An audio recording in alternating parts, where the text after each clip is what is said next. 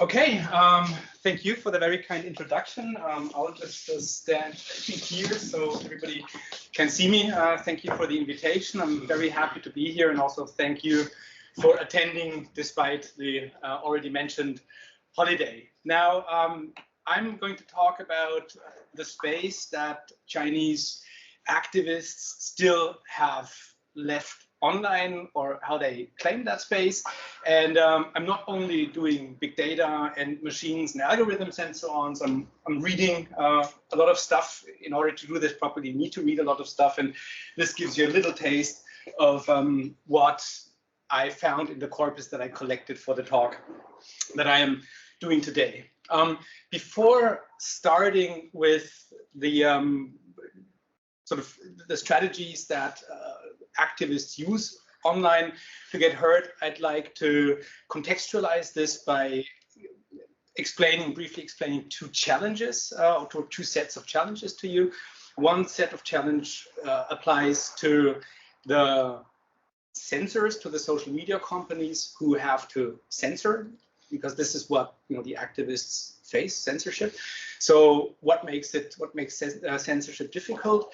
And the second set of challenges is the challenges that the activists themselves face. Now, for the government, or well, not the government, because the government itself does not do any censorship on social media. It's the social media companies themselves. They hire tens of thousands of people to do this for them. And of course, they also use technology. How exactly and what technology, we don't really know, but we know that they use it. Now, the two challenges they're facing is, one, to really get the content out of the system that they don't want others to see. Even if you have an algorithm that is correct or that is accurate, has an accuracy rate of 99%, you get 99,000 out of maybe 100,000 critical posts out of the system. But in a system or in an environment where you have hundreds of millions of posts every day, the cost of that is accidentally deleting or unintentionally deleting millions of other posts, which makes users angry. So there's a big trade-off in automated censorship. So this is one challenge. How do you make sure you censor the right stuff? This is incredibly difficult, and despite the technologies we have, this isn't solved yet. The second set of challenges is speed. In the research, we always look at what gets censored and what doesn't get censored. But I would argue that if something gets censored after 2 days, it doesn't really matter so much, because a social media post has a half-life of maybe a day. So if content is out there for a day, the damage is already done. So it's not only about grasping content, deleting content, but also doing so fast. So this is the second challenge. Now, for the activists, maybe surprisingly, they're not only faced with the challenge of the censorship system I just described, but with another challenge, and that relates to sort of the relationship between the number of followers you have and the reach you have on social media. So everybody here who has gotten or who has signed up for a social media account, the first thing is you need to find followers, because if you don't have followers, nobody hears you, and this is a big problem. Now, if we look, and here comes the first statistic, yeah, there it is, the curse of no followers. If you look at social media, so this is 1.7 million accounts I've been looking at some point or another in my research career, and I just checked how many followers do they have, and plotted it here on this graph. And as you see, the majority, like more than one third of all accounts has 0 followers. So here, 1,000, 2,000 followers doesn't count a lot. You don't have a lot of reach with that. Even 5,000 followers is not a lot. And of course, the graph continues. So the accounts that matter are the ones that have 100,000 or even more followers. So this means that if you have activists in here and they post on their own, basically they are not heard. Which means that the censors don't really need to worry about them so much, And we found, like, when we scrape social media, when we scrape Weibo, we find a lot of critical content that is not deleted. Maybe because the censors don't find it, but maybe because they don't have to, because nobody is reading this stuff anyway. There are exceptions, of course. There are sensitive keywords that get deleted, like Xi Jinping, the General Secretary of the Communist Party. If you post on social media, if you use his name on social media, your post will get censored. So there are other keywords like Falun Gong and so on, they do get censored. But apart from that, the more ambiguous content, a lot of that really stays online. Now, this is sort of a typical graph of a social media network. And as you can see here, you have some big accounts, and they are the ones that shape the information environment. The small accounts might amplify them, or if you are lucky as a small account, some of the big ones will get across your content and amplify you. So the important thing is, if nobody amplifies you, you're invisible. If you want to be amplified, you need a big account. This means that what the government needs to do, it doesn't have to worry about all the accounts or all the content on social media. It just has to focus on the big ones, and there are not so many of them. So this is handleable. So if you think the two challenges that I mentioned at the beginning, getting the right content and the speed and so on, are good news for activists, this is actually bad news for activists. You just control the nodes and you control the discourse. And this is exactly the strategy that the censors follow. They take the big accounts and make sure they don't repost any bad things. So how can you still be active under these conditions? To find this out, I looked at a topic that Carwyn will talk about later, I believe, a little bit more, and that is the activism that ensued after an apartment building in Urumqi, Xinjiang, caught fire on November 24, 2022. 9 people died. After that, people took to the streets, and on November 26, 27, the so-called white paper protests ensued. I'm not looking at the white paper protests, but I'm looking at the social media environment before that, and seeing how the discourse built up on this and how critical it was. I began collecting posts containing the words Xinjiang, Urumqi, and fire. And to make sure that it is not censored, I collected these posts every 5 minutes. So every 5 minutes, I ran a program collecting all new posts on Weibo that contain these keywords. Altogether, I collected about 300,000 posts. Okay, here's an image of the apartment building. And here is the distribution of the 300,000 posts or Weibos I collected. And what you can see, it's a high volume. So even sort of at the beginning, you have about 10,000 per hour, but then on the 26th of November, it built up at its peak to more than 35,000 posts an hour, which is quite a large volume. Now, in line with what I just said, these 300,000 posts, it's a big volume, but compared to the total volume of posts on Weibo, it's not so much. And if this comes from small accounts, and it does, you know, it might not matter, just like I said. But it actually did matter. So what happened is that these posts made it into the Weibo's top 10, a list of topics that you see when you enter Weibo on the right-hand side. And some of them were in top 1 or top 2, others lower. But for 2 days, the fire was in the top 10.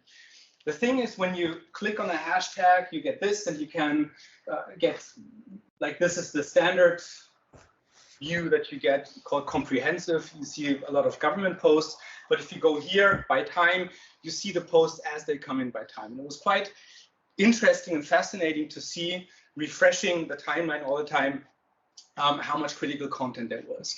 So, for example, I think there were 4 categories really, or yeah, 4 big categories that this criticism fell into.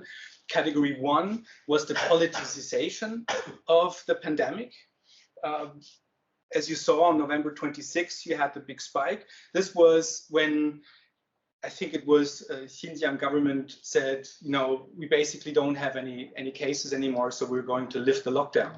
And people made fun of that and said, you know, is the virus afraid of fire? Why do we suddenly not, you know, why are the cases suddenly gone? Why have they locked us up for more than 100 days? So people were very angry with that. A second issue they were quite angry with was what they called media manipulation. They said, do we know if the case numbers are even true? What about the beginning or the reasons for the catastrophe? Whose fault is it? Did the fire engines get access to the buildings? Were the people locked into the stories they live in? So, you know, we don't learn anything about this. We only hear about good news, so to speak, and what the government has done to improve the situation in Urumqi now. So this was the second sort of criticism. The third criticism was censorship. So people really complained very harshly about the censorship of their posts and the posts of others, saying that, you know, we want to learn about this, but we can't. And in these situations, the government always censors it. And this was not just the local government, but a lot of these posts, and we don't see this very often, went against the center, actually. And the fourth criticism was repression. And there's another keyword that popped up very often, 中国速度, Chinese speed, you know, and said if you were as fast in, you know, repairing things and preventing diseases as you are in repressing people and putting them to prison, you'd be doing a better job. So because people were arrested for allegedly spreading rumors, for, you know, eyewitness accounts of the building that burned, and social media users were very angry about that. So it didn't matter. But how did they do it? You know, so how is it possible that this content was or made it online? To answer this question, I think it's important to first know that the currency of virality on Weibo are hashtags. If your post doesn't have a hashtag, you don't get viral on Weibo. You need a hashtag.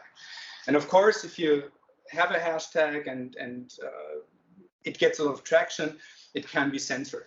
So I was curious about that. Why didn't they censor these hashtags? Why didn't they censor the accounts? And it turned out that all the hashtags that made it into the top 10 and that were sort of full of critical content were hashtags that actually came from state media. So what the, I don't know if you want to call them activists, but the angry people, I would say the angry individuals, what they did is they simply hijacked these hashtags and the reposts.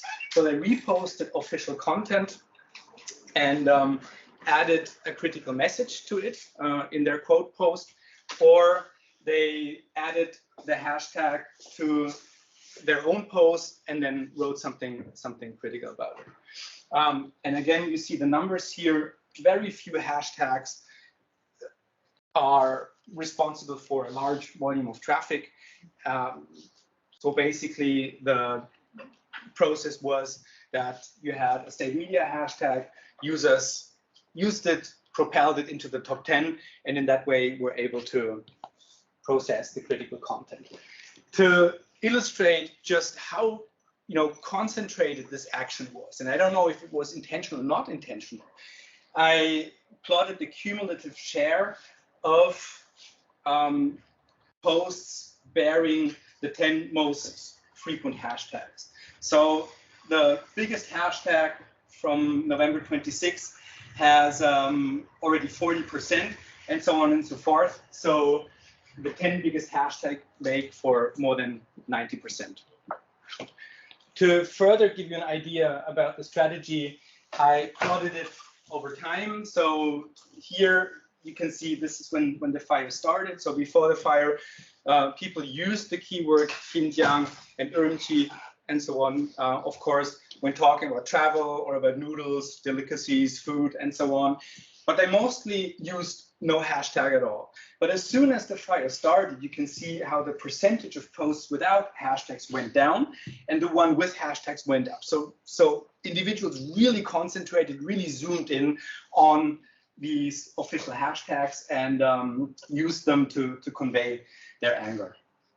Until the early morning of November 27, when finally the censor stepped in and banned the words Xinjiang and Urumqi for most accounts except for government media accounts. Okay, so what happened in a nutshell is that in order to sort of make themselves heard, and again, I don't know if this was intentional or non-intentional, users exploited, knowingly or unknowingly, a weakness in the Weibo ecosystem. And that weakness is that you have very dominant state accounts, and they want to be dominate because they want to dominate the space and the discourse. The People's Daily, for example, has more than 100 million followers. And once you have accounts like that and they post something like these news, like a hashtag, a lot of people see it at the same time.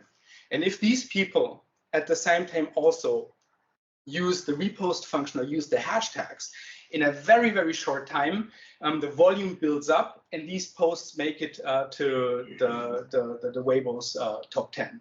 So in a sense, to prevent this, I think in terms of censorship, this was not preventable. They would have had to, block the government accounts, which they really can't do.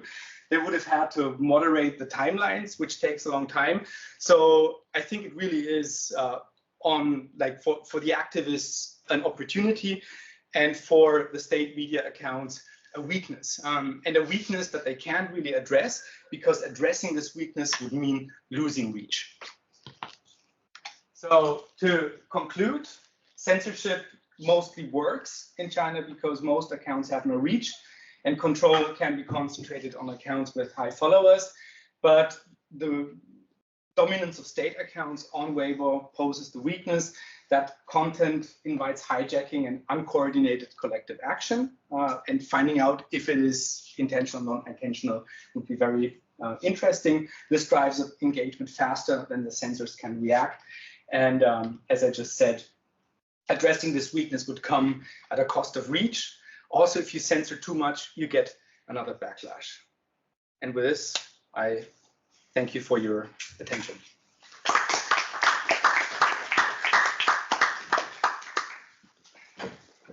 Yeah, thank you very much. We'll move straight into Carwyn's talk. Global Digital China, moving offline, abroad, and in secret. Enjoy. Ooh.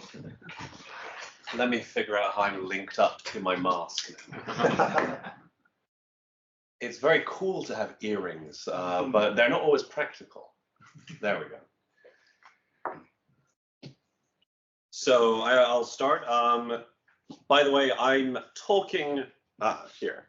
I'm going to talk about things that happened from October 22 until what's the date today? The 8th of May, until 4 days ago in Amsterdam. But my PhD was about activism in Beijing, anti-eviction activism, going from Weibo to WeChat to Telegram, and how a anti-eviction activist movement took place in 2017 and 2018, which links up a bit more to some of the themes in Christians today. So I'm also happy to talk about that later. This is the broad structure of what I'm going to talk about today. I'm going to start with a couple of themes. I'm not going to go through these. I'm happy to discuss them sort of in private, personally, or in more detail later. But these are just a couple of things I want you to keep in your head, and they're kind of some of the core ideas about what I'm thinking about when I'm discussing this. China is global, and digital China is global. There's a whole way of thinking about how China is sort of reproducing the world system and how the world system is reproducing China. I really recommend this open access short book, or parts of it, Global China's Method, if you're interested in thinking about it. But a key part of this is China is global. You can understand China in China, you can understand China in Europe, you can understand Europe in China, you can understand Europe in Europe as well. The second part of this is, and probably the most important thing for what I talk about in my research, digital territory is everywhere, it is here. I've written several papers about digital territory. We cannot understand digital affairs, be they Chinese, European, or American, without understanding that there are emerging digital territories. They're already there. China's been producing a digital territory in relationship to the US's digital territory since the 1990s. It has a digital border. Once you produce digital territory, you can produce digital sovereignty as well. So digital territory and understanding a Chinese and a non-Chinese digital territory is essential to understanding Chinese digital affairs, but also global digital affairs, including what EU is doing with GDPR and things like that as well.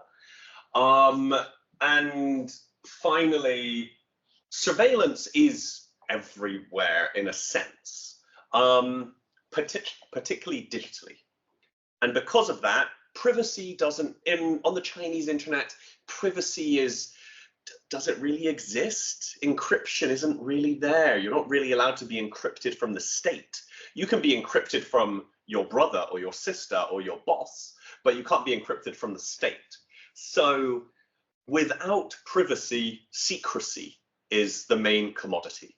So as I'm talking through this, I just ask you to think about globalness, the global nature of the Chinese internet, and how Chinese digital territory and other digital territories affect the Chinese internet, how surveillance and fear of surveillance is driving the ways in which some forms of activism take place, and the role of secrecy. Secrecy as being a fundamental structuring force in what happens in the Chinese internet today. We're going to start on the 13th of October 2022, which is an event that happened a month and a half before the event that Christian talked about, the Sutong Bridge incident.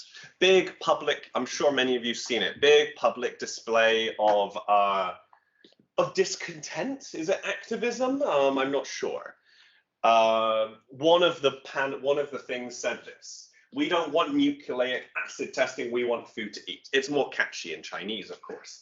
We don't want lockdowns, we want freedom. We don't want lies, we want dignity. We don't want cultural revolution, we want reform. We don't want dictatorial leaders, we want elections. We don't want to be slaves, we want to be citizens. On another banner, which was put in, let's say, north central Beijing around the university district in a very public bridge and thoroughfare, another one of the banners read something like "Down with the dictatorial dog Xi Jinping." So, and then there was smoke, the guy set off fires. It was very visible. I was seeing it on my friend's Weixin, WeChat Moment, other things like that before I was seeing about it on the Western internet. So it was very visible. So this obviously was censored quickly, but as Christian said, it's difficult to censor things immediately because you first need to understand them as things you need to censor. So there's always a gap between something happening and the capacity to censor it if it's a new event. If it's something that the censorial system hasn't really encountered before, it doesn't know what to do with it. So it has to react, and that has time and things can spread. So it was censored. It did stop. Things did move on, sort of. It wasn't discussed within Chinese digital territory, within what I conceptualize as Chinese digital territory. It was, but in secretive, coded ways. But how this really took place was on Instagram, on Twitter, on Telegram, VPN, Chinese diaspora. And you began to have spaces like the Instagram account Northern Square. The Instagram account Northern Square, started by a Chinese artist living in the United States, asked for people to print a revolution in response to the censorship that was happening after the Sutong Chao incident, and because of COVID and other things like that. They asked for people to print a revolution. They did it on Instagram because if they did it in the Chinese internet, it wouldn't have worked. Activists in China are always making a decision. I need to reach a big audience. The big audience is in China. But if I say what I want to say, I'm not going to reach any audience, and I might not see anybody again anytime soon. So how do I balance that out? In my PhD, I noticed people were doing this strategically on WeChat, and they were having sensitive discussions off on Telegram and places like this. Here, it just went straight to Instagram. And this, I think, suggests that people know they have no privacy on the Chinese internet, so they move to the non-Chinese internet where their identity can be secret. But through the posts of Northern Square, through the stories, you also began to see something else. People were finding the last secret and private spaces in China to engage in public activism within China. Toilet cubicles. People were doing graffiti in toilet cubicles to share what had happened and to spread the message that they were that they wanted to. And I just thought that was fascinating. The last space, the last refuge of privacy is the toilet cubicle. And is the toilet cubicle where the revolution will begin? Who knows? But from this, I want to share more the practice. Make a public statement. Take a picture. DM Northern Square. Northern Square anonymizes it. It removes the name and data of the person who sends it. It might include a message or a location, Guangzhou, China, or Tianjin. And then Northern Square will share it out to 80,000 people. At the time, I took this screenshot in October 2022. I think it's more than 100,000 now. And there are several accounts working together for this. So this became a mode of sharing information in a secret way. You could make a public activist statement, but you wouldn't have to share your identity because Northern Square would do it for you. And then people would take screenshots of Northern Square's story and smuggle them back into the Chinese internet and share them on WeChat, because this image is more difficult to censor than a photo directly of this. It's more difficult to read the characters. As the images become more complex, the algorithm, that the AI doesn't know what it's looking at, so it can't censor it properly. So we began to see this. And we also began to see print a revolution. Northern Square gave an archive of PDFs and images that users could print off. It encouraged users around the world, including in China, to print off and put them on walls. And again, the practice, print off, put on wall, public space, Leiden University, Boston, it's one I had on my slides already. Take photo, share to Northern Square. Northern Square will share to the world. Then other people can share it to their friends back in the PRC. You can also share a message about what happened, about your feelings, about other things. You can anonymously, secretly share your feelings, your fears, your thoughts. Many people did this. Here's one where a guard at the Leiden University Law Faculty said, "This message is too political. You can't share this picture of Xi Jinping here. It's too political." Then they said, "There's a thing about the Ukraine war there." Oh, that's the right sort of political. So there's different forms of political going on here. Okay, so as this was happening, whilst this was still ongoing, what Christian mentioned happened, the A4 revolution, the white paper protest.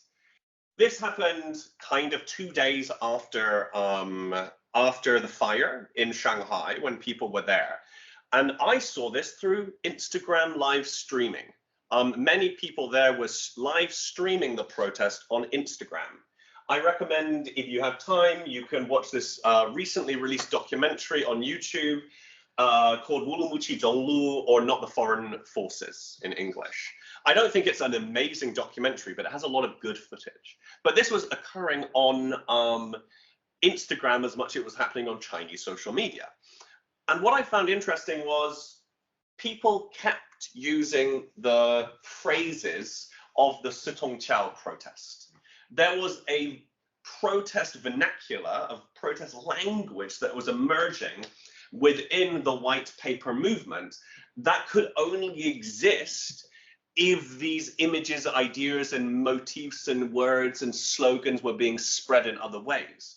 People were saying, the white paper protest is great because the paper means nothing and people can project their own ideas and thoughts onto it.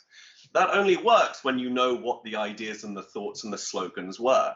Printer revolution was one of the ways, Instagram was one of the ways in which these ideas continued to be spread in ways that meant they were still legible on Wulamuchi Zhonglu in Shanghai in the 26th, or at Liangmaqiao in Beijing a little bit later when they went, we are not foreign forces. The only foreign forces here are Stalin and Lenin.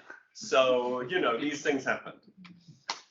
And also, Wulamuchi Zhonglu appeared in Leiden University on the Eagle there. The printer revolution is a global revolution.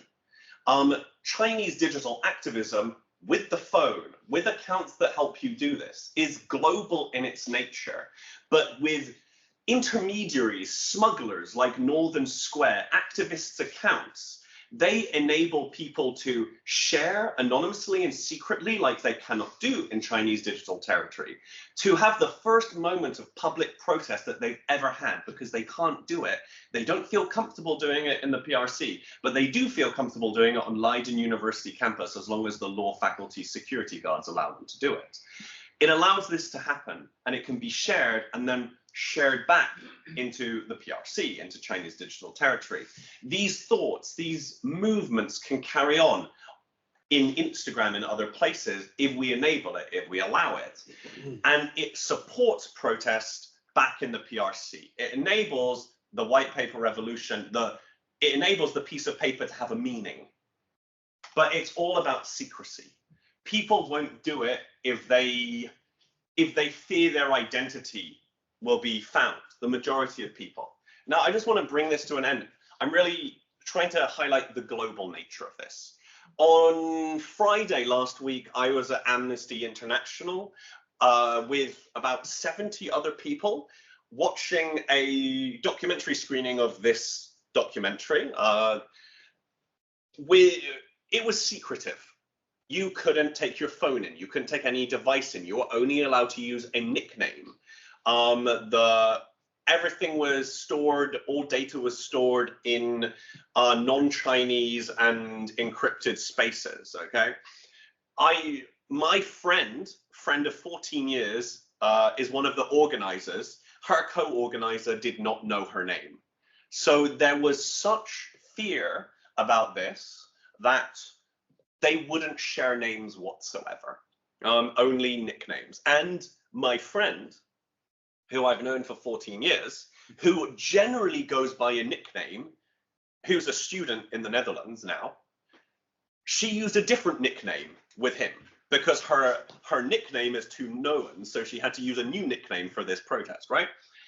People are still paranoid about it here. People are paranoid about foreign forces in the Netherlands, in Europe, and other places as well. So places like Amsterdam, places like, there was another screening in Rotterdam on the 5th of May that was public, and many more people, it sold out in about 24 hours. They could only hold 70 people, but it sold out in 24 hours. And they're going to host another one at the end of the month in The Hague as well. People wanted to come, activists were there. But again, organized in spaces like Instagram. The non-Chinese internet is essential to the continued functioning of the Chinese activist internet. So I guess in this very brief discussion, which might have been a bit overwhelming, I'm not sure, but I just want to highlight Chinese activism, Chinese activists are global in many ways. They might be physically in the Netherlands, but they're digitally in the PRC still. Or they might be physically in the PRC, but they're digitally on Instagram engaging in different forms of activism. And that leads to some questions. How do we help this? How do we support this? How do we make an inclusive sense of European digital territory, which enables this, and physical territory, which enables this to continue? Do we support VPNs? Do we need to talk about this? We need to be careful about what we're supporting and what we're saying is bad. That's naughty, encryption, bad, because that could lead to other things happening too. Secrecy is necessary in the PRC, but also right now, people are so scared, it's necessary in Amsterdam, in Rotterdam, in the Netherlands, in the UK too. Digital territory is just how this functions. People cross digital borders, smuggle data. They live simultaneously in multiple digital territories. I don't think you can understand how the harder forms of activism are occurring in China right now without looking at digital territory. And even TikTok, right? TikTok is about the US producing a border to keep something out unless they can buy it. We buy it or you get out. Borders. What is Europe's role in this? If I just, for 20 seconds, I think Europe is good at regulating the excesses of the United States and China a little bit. And it's good to say, you're naughty, you bad. But Europe could do more. Could we have inclusive digital citizenship? Could we enable people to come to EU digital spaces to talk, to engage in activism, to have conversations in secret from the Chinese government? How do we enable this? What is Europe's role in this? What is our role in this? As industry, policy, academics, Netherlands, UK, whatever, what do we do? I think the EU, I think Europe, I think the Netherlands can have a very interesting role if it tried to produce something digitally powerful. But if it's just about saying US bad, China bad, that doesn't really do it. So how are we doing that? And what will we do? Thanks.